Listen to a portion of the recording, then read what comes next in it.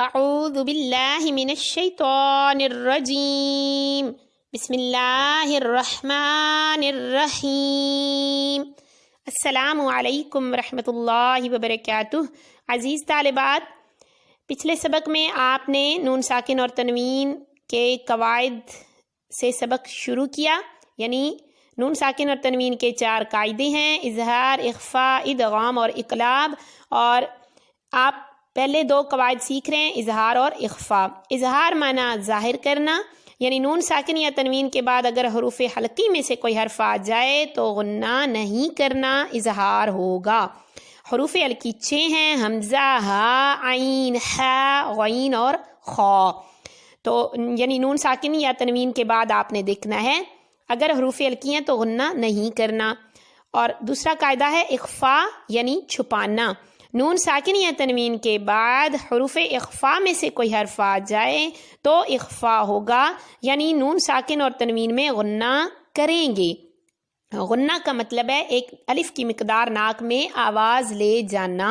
تو نون ساکن اور تنوین کی آواز کو چھپائیں گے، یعنی اس کے اندر غنہ کر کے پڑھیں گے، تو یہ اخفاء ہوگا۔ حروف اخفاء 15 ہیں، اگر نون ساکن یا تنوین کے بعد آ گئے تو آپ نے نون ساکن اور تنوین میں غنہ کر کے پڑھنا ہے۔ پچھلے سبق میں نون ساکن کی مثالیں زیادہ تھیں، اب اس سبق میں تنوین کی مثالیں ہیں، ان کے اوپر آپ غور کریں۔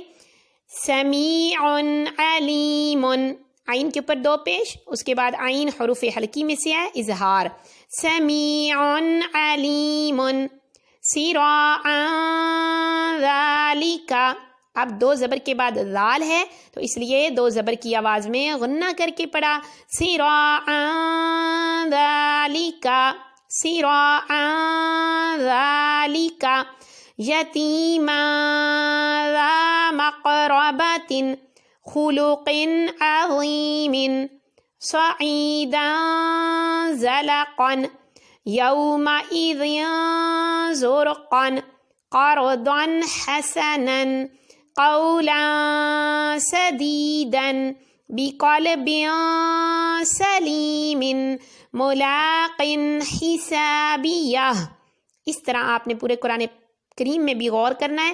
دیکھیں اب 2 زیر کے بعد ہا ہے، حروف حلقی میں سے آئے تو غنہ نہیں کرنا۔ ملاق حسابیہ، بأس شدید، 2 زیر کے بعد شین حروف اخفاء میں سے ہے تو غنہ کر کے پڑھا، بأس شدید، عذاب شدید، قوما غیرکم، عملا صالحا، رجال صدقوا، قلیلۃ غلبت، عذابا